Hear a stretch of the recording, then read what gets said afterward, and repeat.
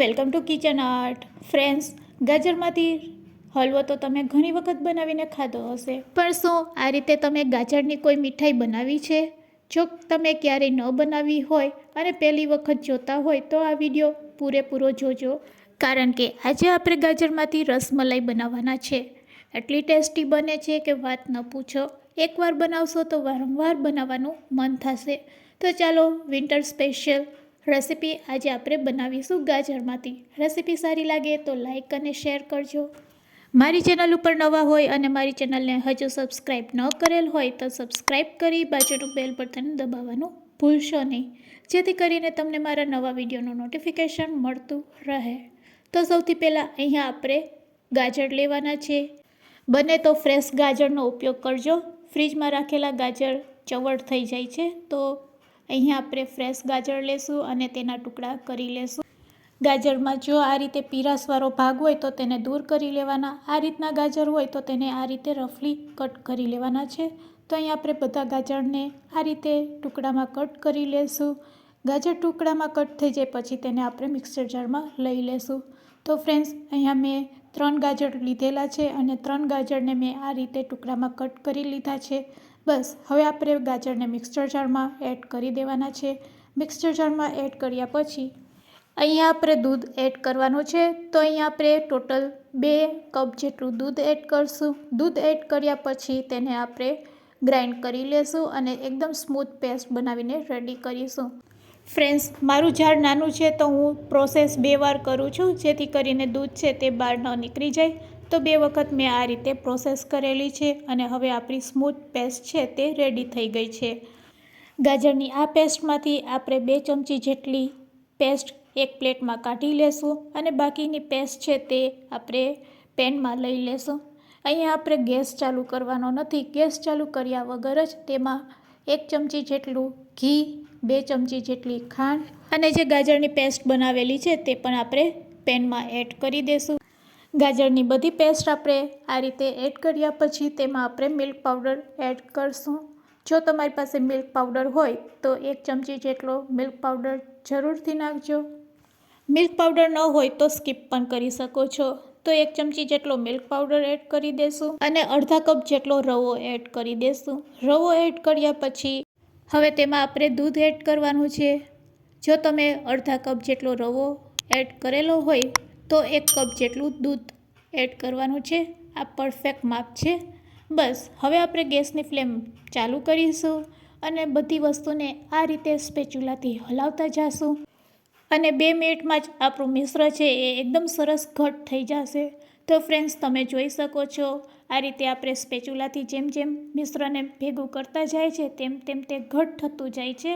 હવે તેમાં આપણે એલચી પાવડર પણ એડ કરી દઈશું અને મિશ્રને આ રીતે ભેગું કરી લેશું.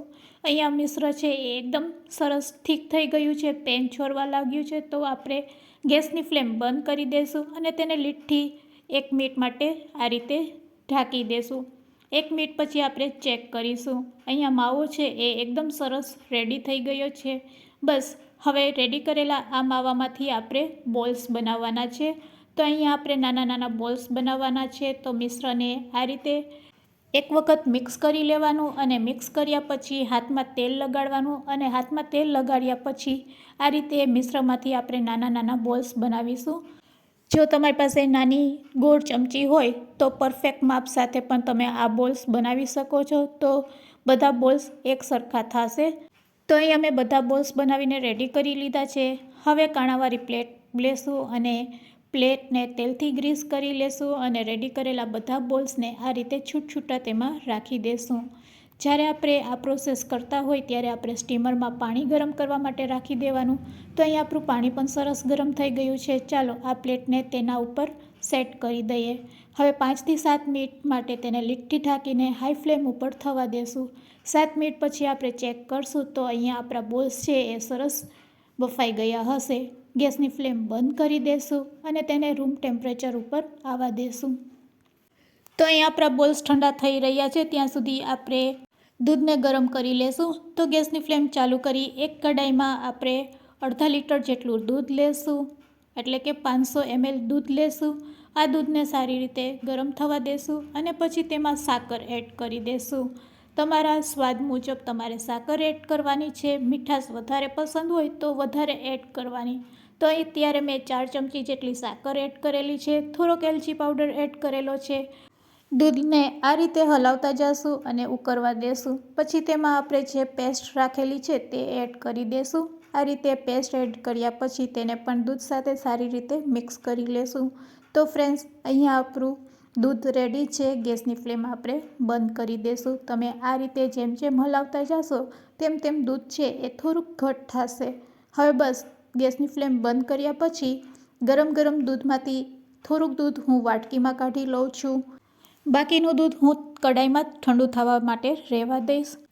તો ચાલો હવે આપણે બોલ્સને પણ ચેક કરી લઈએ. તો બફાયા પછી આપણા બોલ્સ છે એ એકદમ સરસ સોફ્ટ બનીને રેડી થયા છે. તમને જોતાં જ ખ્યાલ આવી જશે. બસ દૂધ ઠંડુ થાય એટલે આ બોલ્સને આપણે તેમાં ડીપ કરી દેશું. તો ફ્રેન્ડ્સ, વાટકીમાં રાખેલા દૂધમાં મેં 3 થી 4 બોલ્સ એડ કરેલા છે. તેને આપણે ઢાંકીને ફ્રીજમાં 2 કલાક માટે રાખી દેશું. બાકીના દૂધને હું આ રીતે બોક્સમાં કાઢી લઉં છું. બસ તેમાં પણ આપણે તૈયાર કરેલા બોલ્સ છે તે આ રીતે છૂટછૂટા સ્પ્રેડ કરી દેશું અને તેના ઉપર પણ આપણે પિસ્તાની કતરણ છે તે આ રીતે સ્પ્રેડ કરી દેશું. તેને પણ આપણે ઢાંકીને ફ્રીજમાં 2 કલાક માટે રાખી દેશું. તો ફ્રેન્ડ્સ, આ રીતે ઠંડી ઠંડી રસમલાઈ ખાવાની ખૂબ જ મજા પડશે. અને જો તમે ગાજરમાંથી ક્યારેય રસમલાઈ ન બનાવેલી હોય તો એકવાર ચોક્કસથી ટ્રાય કરજો. મારી ગેરંટી છે કે તમે હલવો ખાવાનું પણ ભૂલી જશો. આટલી સોફ્ટ, ટેસ્ટી અને સ્વાદિષ્ટ આ મીઠાઈ લાગે છે કે તેની વાત ન પૂછો.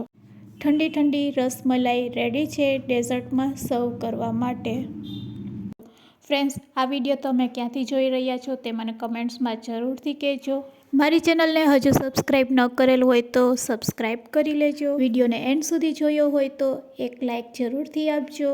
અને હા, શેર કરવાનું ભૂલશો નહીં તમારા ફ્રેન્ડ્સ, મિત્ર અને ગ્રુપમાં. Thanks for watching.